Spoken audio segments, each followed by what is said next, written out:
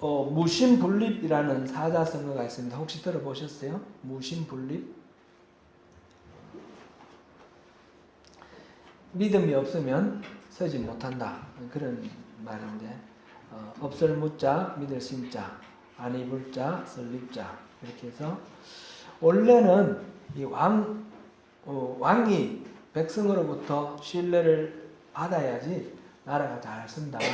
그런 의미에서 나온 말인데, 이게 이제 인간관계 모든 면에서도 믿음 없이는 그 관계가 성립할 수 없다. 이런 의미로 확장해서 쓰게 되었습니다. 예를 들면 상인들 간에 서로 믿음이 없으면 거래가 성사될 수가 없겠죠. 부부 간에 서로 믿지 못하면 행복한 가정을 이룰 수가 없습니다. 스승과 제자 사이에 믿음이 없으면 교육이 이루어질 수 없고요. 인간이 하나님을 믿지 못하면 그 신앙생활의 그 은혜를 누릴 수가 없게 됩니다. 오늘은 그래서 이 하나님과 우리 사이의 이 믿음에 대해서 같이 함께 말씀을 통해서 은혜를 나누도록 하겠습니다. 오늘 이 본문을 통해서 하나님께서 우리와 하나님 사이의 믿음이라는 걸 어떤 식으로 이루어 가기를 원하시는지 보겠습니다. 지난번에 우리가 본 것처럼 3장 7절부터 4장 마지막까지 여기는 이제 경고라고 그랬습니다. 경고라고 그랬는데 이거는 시편 95편 7절부터 11절까지를 인용을 하면서 시편 95편에 나오는 그 다윗의 시를 통해서 그 시를 강해하면서 그 시에 대한 설명을 통해서 우리가 하나님과 어떤 관계를 맺어갈 것인가 말하는 거죠. 이 히브리서는 유대교를 믿다가 예수를 믿게 된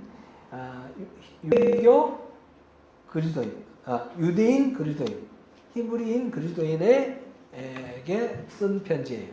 그런데 초대교회에 교회의 탄압이 아주 심하게 이렇게 있으면서 로마 제국이 특별히 네로 황제 때 그랬습니다. 네로 황제 때는 그 앞에 왕이 누구였죠? 갑자기 이름이 오늘 제가 원고에 준비한 게 아니라서 브리스길라와 아굴라가 로마에서 추방됐잖아요. 추방될 때 그때 이 로마의 왕이 누구였어요? 그 황제가 누구였어요? 글라우디오. 글라우디오 때는 유대인 전체에 대해서 탄압을 했어요. 그리고 유대인은 전부 추방을 시켰습니다. 근데 이제 그 다음에 네로 황제 때는 유대인에 대한 탄압이 아니라 기독교인에 대한 탄압을 하는 거예요. 그래서 기독교인을 잡아다가 이렇게 콜로세움 이런 데서 막 짐승과 쌓아가지고 죽게 하고 또 십자가에 못 박아 죽고 아주 극심한 탄압을 하는데 유대인들 원래 유대교를 믿다가 예수를 믿는 이런 사람들의 입장에서는 자기 하나님 믿는 건 똑같아 보여요. 똑같아 보이는데 유대교로 돌아가면 살 수가 있고 계속 기독교를 믿고 예수를 믿는다 하면 잡혀 죽습니다. 그러니까 많은 사람들이 유대교로 돌아가는 거예요.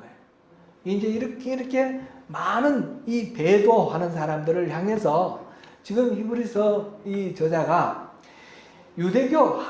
유대교가 가르치는 그 가르침하고 전혀 다르게 예수님을 따라야지 참된 그 신앙을 갖고 참된 구원을 이룬다. 그러면서 예수님이 어떤 분이신가 설명을 하고 있는 거예요.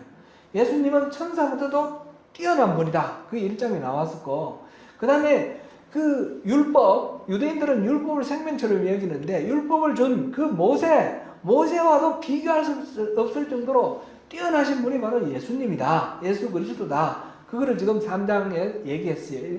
1장, 2장, 3장에서 지금 천사, 모세, 그 다음에 지금 4장에 지금 들어와서 3장, 4장에서 걸쳐서 하는 이야기는 거기서 배도를 해서 다시 유대교로 돌아가면 그러면 이 모든 것들을 잃어버린다. 그렇게 말하고 있는 것입니다. 그 내용에서 지금 안식에 대한 이야기입니다. 안식에 대한 이야기. 4장 1절에 보니까 그러므로 우리는 두려워야 할지니 그의 안식에 들어갈 약속이 남아있을지라도 너희 중에는 혹 이르지 못할 자가 있을까 함이라. 그의 안식에 들어갈 약속을 이미 받았다는 거예요. 그랬는데 약속은 받았는데 들어가지 못할 사람이 생긴다는 거죠. 들어가지 못할 사람은 어떤 사람을 말할까요? 다시 유대교로 돌아가는 사람, 배도하는 사람. 여러분 중에 다시 배도하는 사람이 생길까 내가 걱정된다. 여러분들 다 두려워하십시오. 그런 거를 걱정하십시오. 그런 이야기입니다. 그러면서 지금 이야기하는 것이 그들과 같이 우리도 복음 전함을 받은 자이나 들은 바 그 말씀이 그들에게 유익하지 못한 것은 듣는 자가 믿어 결부시키지 아니함이라. 지금 로마서 그 95편을 앞에서 인용하고 쭉 해석을 했지 않습니까? 이어서 나오는 말입니다. 그래서 이 그들은 출애굽할 당시에 이스라엘 사람들을 말합니다. 출애굽할 당시에 이스라엘 사람들, 그들도 복음을 들었다는 거예요. 우리도 복음을 들었습니다. 물론 출애굽을 당시 이스라엘 사람들이 들은 복음은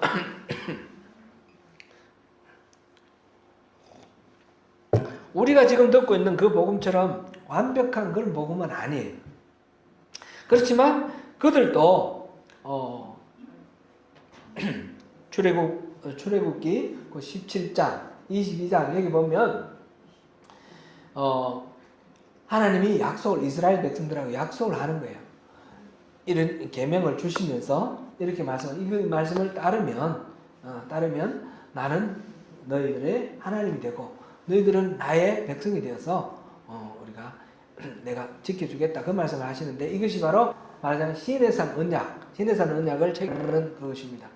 이 복음을 들었는데 그러면 똑같이 들었는데 그런데 이 출애굽한 이스라엘 사람들은 다 안식에 들어갔습니까? 못 들어갔습니까? 우리 앞에 3장 17절부터 나왔습니다. 못 들어갔습니다. 왜 못 들어갔습니까? 하나님이 그 복음을 들려주시고 40년 동안 하나님이 살아계심을 보여주셨어요. 아침 저녁으로 아니라 하루 24시간 낮에는 구름기둥 밤에는 불기둥으로 그들을 인도해 주셨고 아침마다 만나를 주셨습니다. 만나를 내려주셨고 목이 말라서 물이 필요하다고 막 아우성치니까 반석을 깨뜨려서 거기서 물을 내주셨어요. 고기를 먹고 싶다 하니까 날아가는 메추라기를 떨어뜨려서 막 물릴 정도로 고기를 먹게 해주셨어요. 하나님은 항상 살아 계시면서 이스라엘 사람들이 뭔가 필요하다고 아우성칠 때마다 그 필요를 들어주셨는데 그때마다 이스라엘 사람들의 마음이 완고해졌다 그랬어요. 완고해졌다. 마음이 딱딱해지고 자기 생각으로 굳어지는 거예요. 뭐 필요하면 그냥 외치면 하나님 주시니까 하나님은 어떤 마음으로 이걸 주시는지 생각을 안 하는 거예요. 그런데 하나님은 끊임없이 이들이 아우성치고 배반하고 하는 그런 것 때문에 달라고 아우성칠 때 주시기는 주시지만 주실 때마다 마음이 찢어지고 화가 점점 쌓여가는 거예요. 진노가 쌓여간다 그랬습니다. 그래서 마침내 그들은 하나님의 안식에 들어갈 수 없었다 그랬습니다. 이 광야 1세대는 다 40년 동안 광야에서 죽었습니다.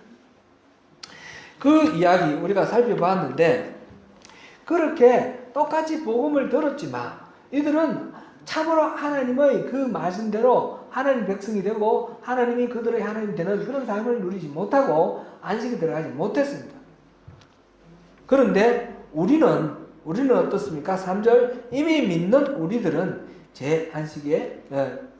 안식에 들어가는 자다. 저 안식은 바로 그 하나님의 안식입니다. 그리고 4장 9절에 보니까 안식할 때가 남았다 그랬고 4장 11절 보면 우리가 저 안식에 들어가기를 힘쓰자 그랬습니다. 안식이 저기 어디 있는 것 같고 그 안식을 향해서 우리가 들어갈 수도 있고 들어가게 되어 있다 이렇게 말을 하고 있습니다. 오늘 여기서 우리가 살펴볼 부분은 안식이 뭔가 이 안식에 대해서 정확하게 그 의미를 아는 것이고 그리고 그 안식을 누리기 위해서는 우리가 어떻게 해야 되느냐, 그것을 살펴보는 것입니다. 안식은 뭡니까? 안식 쉽게 우리가 생각해서 안식이 뭡니까? 단순하게 얘기하면 편안할 앉자, 쉴 식자, 편안하게 쉬는 겁니다. 그죠? 편안하게 쉬는 게 안식입니다. 일 안 하는 것이 안식이다. 그럽니다. 안식일에는 일을 절대로 할 수 없도록 그렇게 십계명 몇 번째 안식일을 지키라고 그랬어요?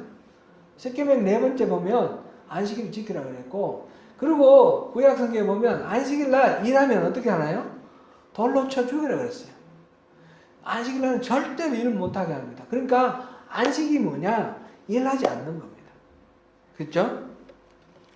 그런데 이 안식일에 일하지 않는 것, 여기에 대해서 우리가 잘 생각해야 될 거는, 그러면 하나님은 일하는 거는 나쁘게 생각하고 주 6일 동안 어쩔 수 없이 일은 하지만 이 안식일 날은 절대 일을 하지 않게 하고, 그리고 우리가 나중에 죽고 난 후에 그 천국에 가면 일 안 하고 그냥 놀고 먹고 사는 안식의 세계로 들어가는 것인가?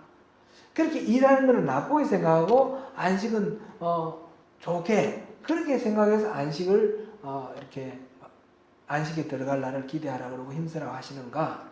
우리 한번 생각해 볼 필요가 있습니다. 성경에는 일하는 건 나쁘게 되어 있습니까? 나쁜 겁니까? 안식은 좋고 일하는 건 나쁜 겁니까? 잘 모르겠습니까? 우리 창세기 3장 19절입니다.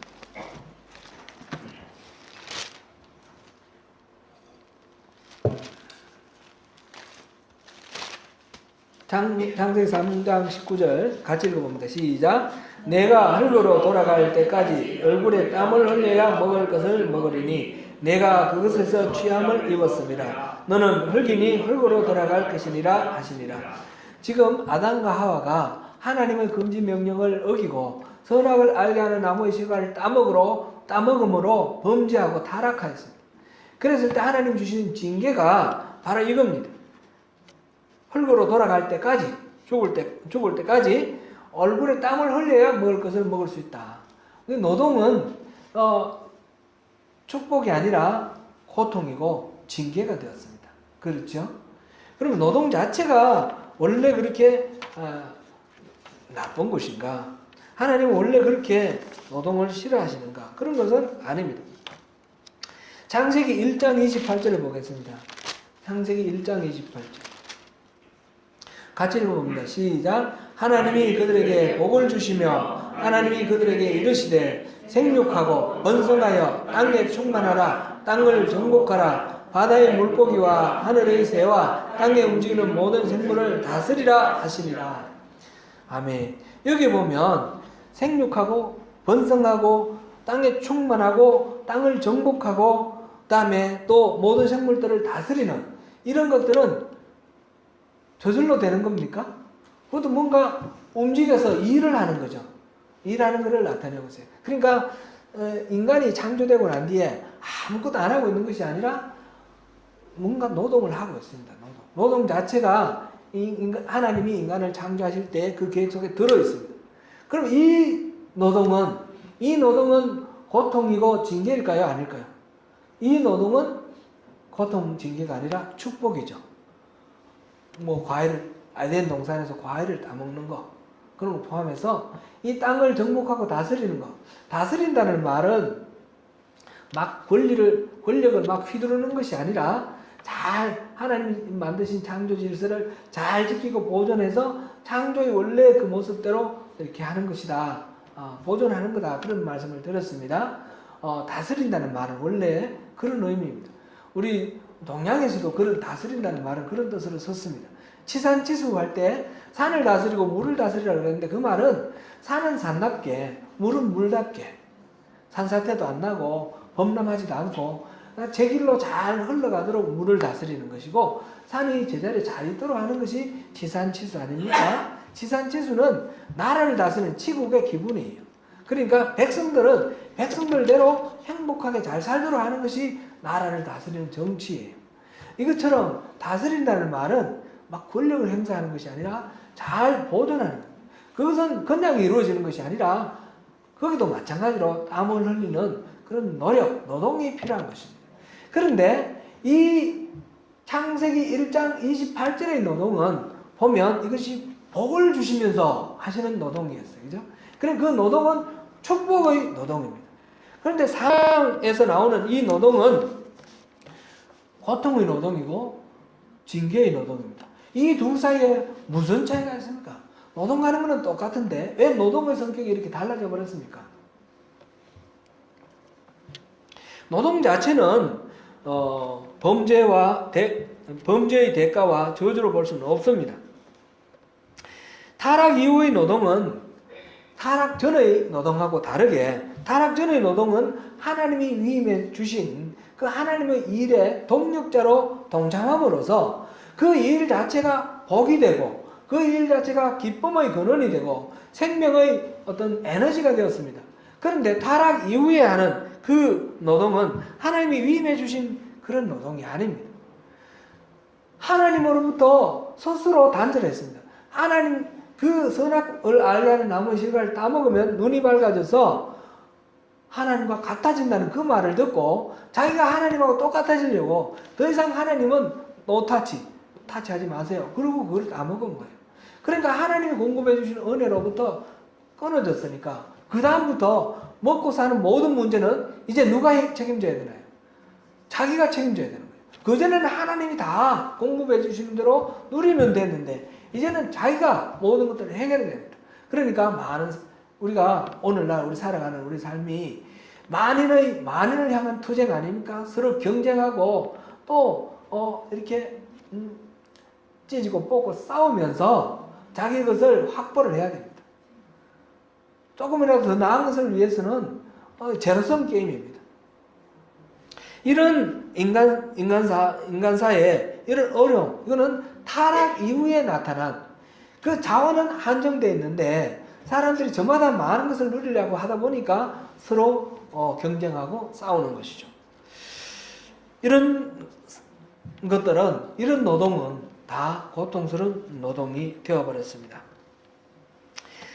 그 차이는, 둘 차이는 결국은 하나님이 공급해 주시는 것을 누리느냐 아니면 거기서 끊어졌느냐의 차이인데 그것은 결국 하나님과 우리 사이에 관계가 이렇게 올바른 관계가 맺어져 있느냐 아니면 단절되어 있느냐 그런 차이죠. 지금 이 두 노동의 차이는 하나님과 우리와의 관계입니다. 안식이라는 것은 어떤 것입니까? 안식이라는 것은 지금 히브리서 오늘 본문 4장 1절에 보면 우리가 누릴 안식을 어떻게 표현했는가 하면 그의 안식에 들어간다 이렇게 표현을 했습니다. 그의 안식에 들어갈 약속이 있다.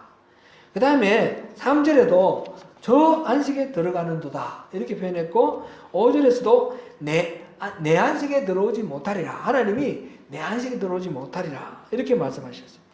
본문 9절에서 10절 사이를 한번 보겠습니다. 9절부터 10절 사이를 읽어봅니다. 시작. 그런즉 안식할 때가 하나님의 백성에게 남아있도다. 이미 그의 안식에 들어간 자는 하나님이 자기 일을 쉬신과 같이 그도 자기 일을 쉬느니라. 아멘.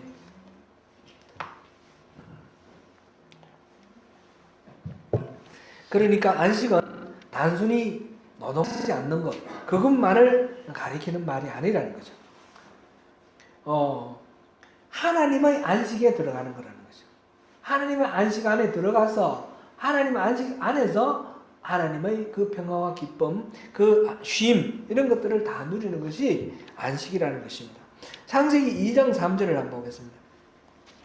이게 이제 안식이라는 것이 처음 생기게 되는 근거로서 사용되는 부분인데 창세기 2장 3절 같이 읽습니다. 시작. 하나님이 그 일곱째 날을 복되게 하사 거룩하게 하셨으니 이는 하나님이 그 창조하시며 만드시던 모든 일을 마치시고 그날에 안식하셨습니다.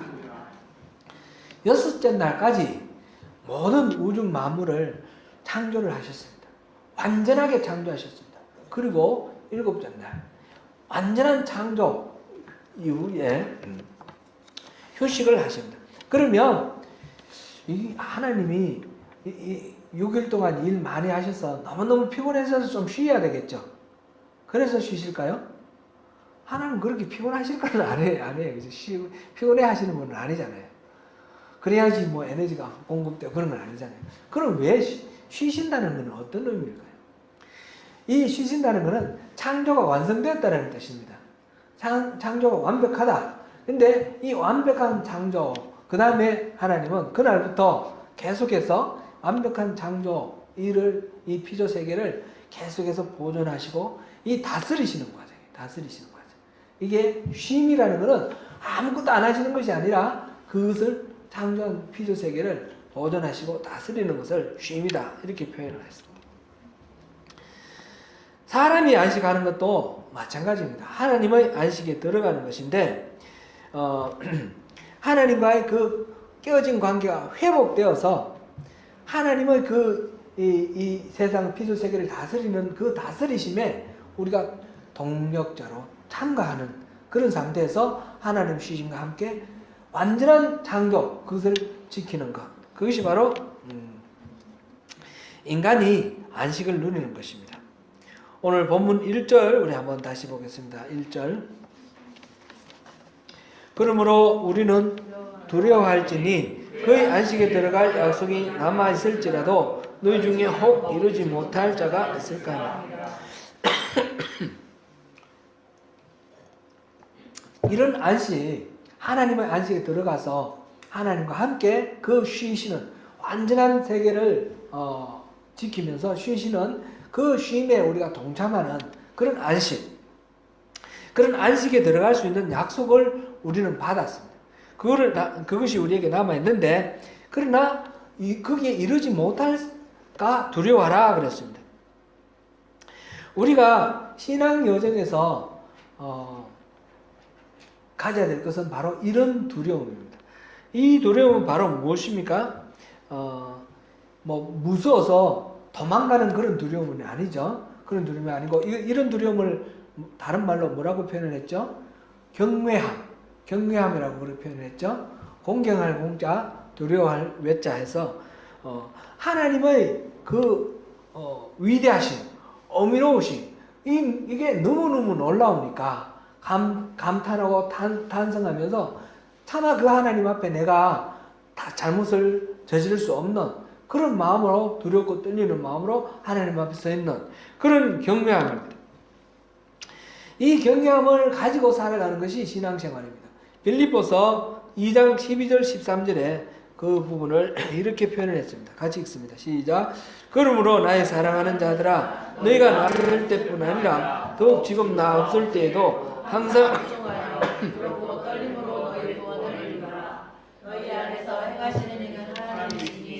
자기의 기쁘신 뜻을 위하여 너희에게 소원을 두고 행하게 하시니. 출애굽한 이스라엘 백성들과 오늘날 우리를 비교할 때에 공통점과 차이점이 있습니다. 공통점은 뭔가 둘 다 복음 전함을 받았다라는 거죠. 이거는 집에 가셔서 한번 찾아보십시오. 출애굽기 19장 3절에서 5절, 23장 20절에서 33절에 그 집약적으로 나와 있습니다. 이 본문들은 하나님이 광야 세대를 애굽에서 구출해 내신 방법과 목적을 보여줍니다. 그들이 들은 복음은 그리스도에 대한 구체적인 소식은 없지만 하나님이 어떻게 하나님의 백성들을 만드시고 또 하나님 나라를 세워나가시는지에 대한 그 계획을 그들에게 들려주었다는 점에서 우리가 들은 우리의 복음은 한마디로 뭐라고 한다 했죠? 하늘나라의 복음, 그죠? 하늘나라의 복음과 같은 것이다 우리가 볼 수 있습니다.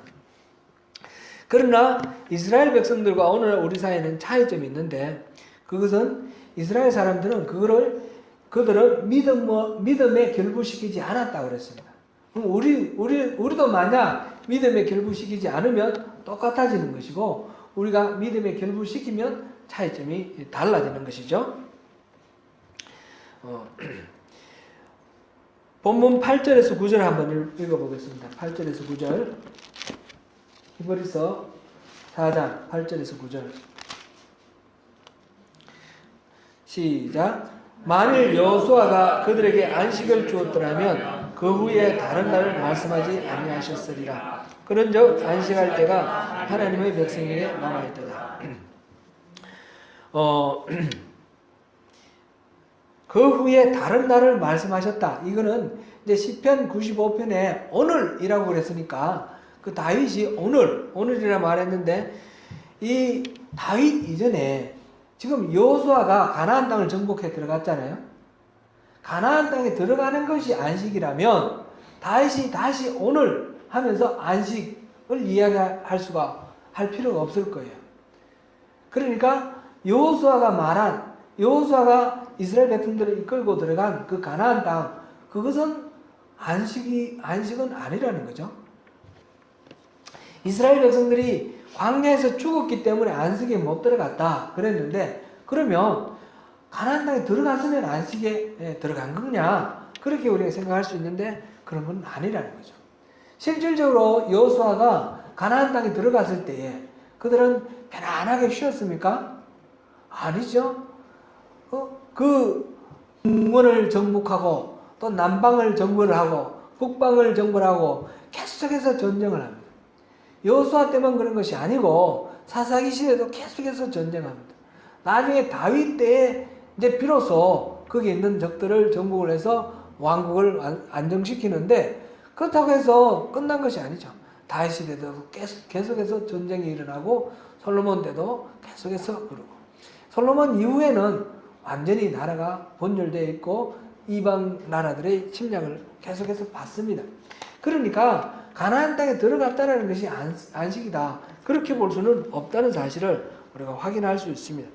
이점에서 지금 그리스도 예수를 만나면 우리가 약속받은 그 안식에 이를 수 있는데, 이 여호수아와 그리스도를 비교를 할 때 어떻습니까? 그리스도가 여호수아보다 탁월하게 위대하다는 것을 여기서 또 하나 결론을 얻어낼 수 있습니다. 3절에서 이미 믿는 우리들은 저 안식에 들어가는도다 이렇게 말했고, 10절에서 이미 그의 안식에 들어간 자는 하나님이 자기 일을 쉬신과 같이 그도 자기 일을 쉬느니라 이렇게 말을 했는데, 여기서 말하는 안식은 단순히 가나안 땅에 들어가는 그것이 아니라 가나안 땅 피지컬리 물리적으로 이 하나님 그 가나안 땅에 들어가는 것이 아니죠.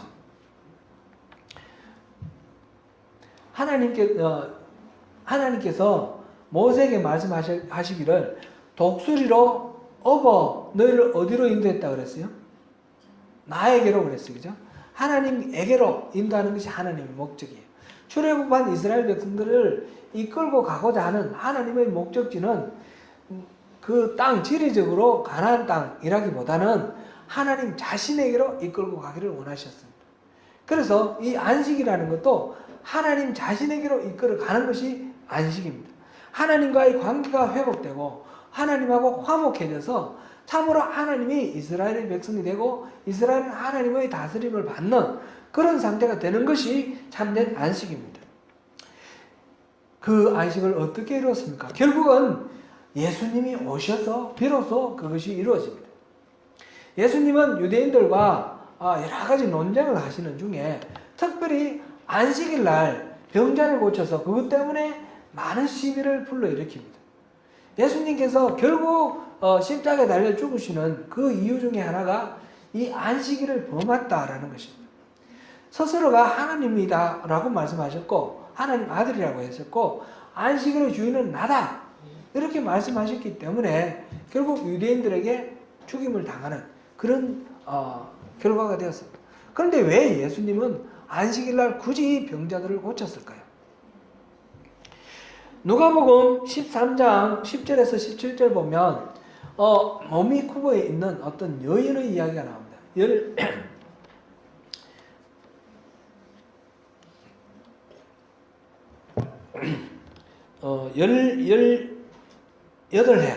18년 동안 몸이 쿠버에 꼬부라진 여인 이렇게 나와 있는데, 그 꼬부라진 여인을 안식일 날 안수해서 그 꼬부라진 게 펴지도록 합니다.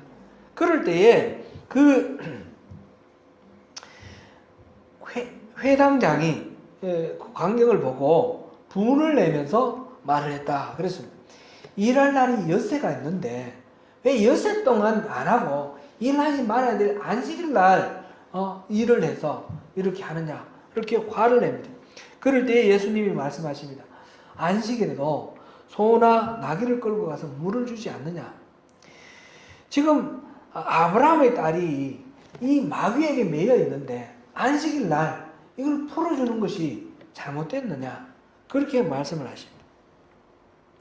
예수님이 굳이 안식일 날 눈먼 장애인, 시각장애인의 눈을 뜨게 해주고 이렇게 몸이 꼬부라진 사람의 이 몸을 펴주시고 수많은 병자들을 굳이 안식일 날 그렇게 하시는 이유가 무엇일까요? 그것은 이 율법에서 말하는 이 안식의 의미, 그 참된 의미가 무엇인지 알아야지 그것이 바른 하나님의 마음을 알고 하나님의 뜻을 바로 우리가 알아야지 하나님과의 관계가 회복되기 때문에 그렇습니다. 예수님께서는 그 산상수훈에서도 계속해서 율법에 이렇게 했다, 이렇게 했다. 근데 나는 이렇게 말한다. 모세는 이렇게 말했는데 나는 이렇게 말한다 하면서 율법의 참된 의미를 말합니다. 율법에 나오는 그거 문자적으로만 적용하려고 하지 말고 그 율법을 주신 하나님의 의도가 무엇인가, 하나님의 속마음을 알고 그 뜻대로 우리가 살아야 된다. 그것이 참된 신앙이다 말씀을 하시는 것입니다. 안식일은 단순히 그날을 지키는 것이 아니고 그날 아무것도 안 하는 그것이 안식이 아니고 하나님과의 관계가 회복되는 것입니다. 그러면 일을 해도 하나님과의 관계가 회복된 상태에서 일을 하면 하나님의 그 창조에 동력하는 것이 되고 하나님이 주시는 복, 축복의 일이 되는 것입니다. 반대로 하나님과의 관계가 끊어진 상태에서 일을 하면 그 일은 모든 것들이 이 경쟁과 저주와 징계가 되는 것입니다. 오늘 본문에서 히브리서 기자는 하나님의 안식에 들어갈 길을 힘쓰라 그랬습니다. 이게 무슨 말입니까? 이게 바로 하나님의 마음인데, 우리를 구원하고자 하시는 하나님의 마음인데 하나님의 안식에 들어가는 것, 이것이 바로 구원입니다. 이것은 다름 아니라 하나님과의 관계가 회복되는 것입니다. 끊어진 관계가 회복되는 것, 그것을 말합니다. 우리는 어떻게 하면 됩니까? 어떻게 하면 그것을 회복할 수 있습니까? 마태복음 11장 28절에서 30절까지 말씀입니다. 마태복음 11장 28절에서 30절까지 함께 보겠습니다. 시작. 수고하고 내가 너희를 시기하리라. 나는 마음이 온유하고 겸손하니 나의 멍에를 뱉고 내게 배우라. 그리하면 너희 마음이 쉼을 얻으리니 이는 내 멍에는 쉽고 내 힘은 가벼우리라.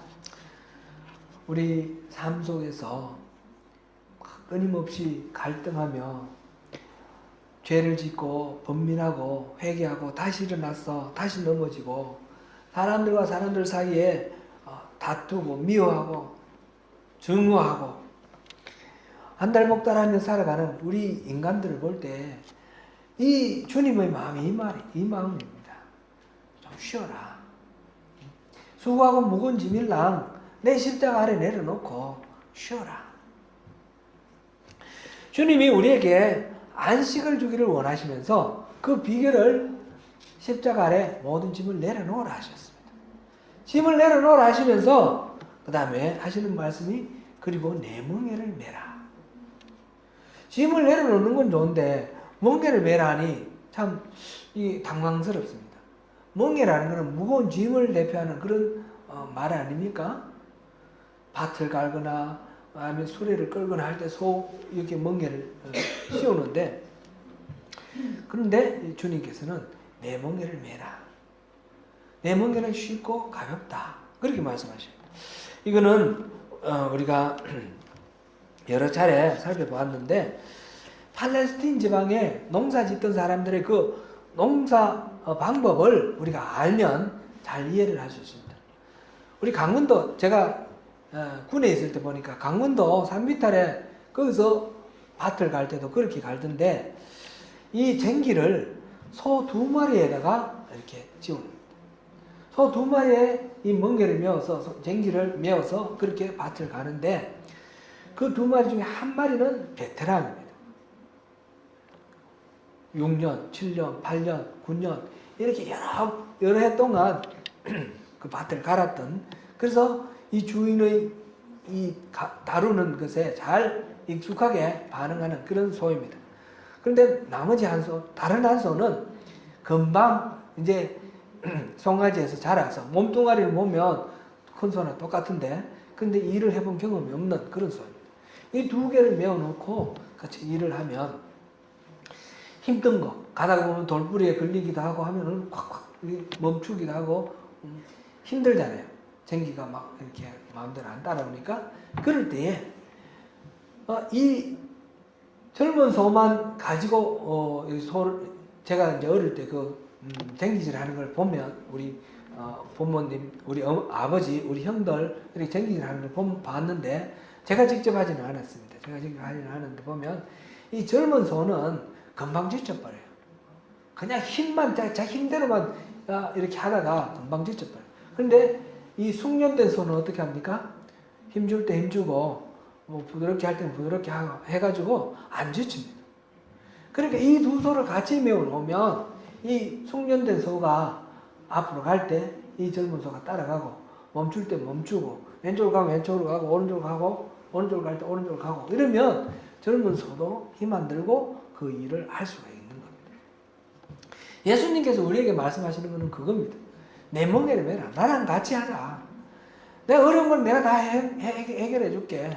내가 가는 대로 같이 따라오기만 하라. 수고하고 무거운 짐은 다 내려놓고 나랑 같이 가자.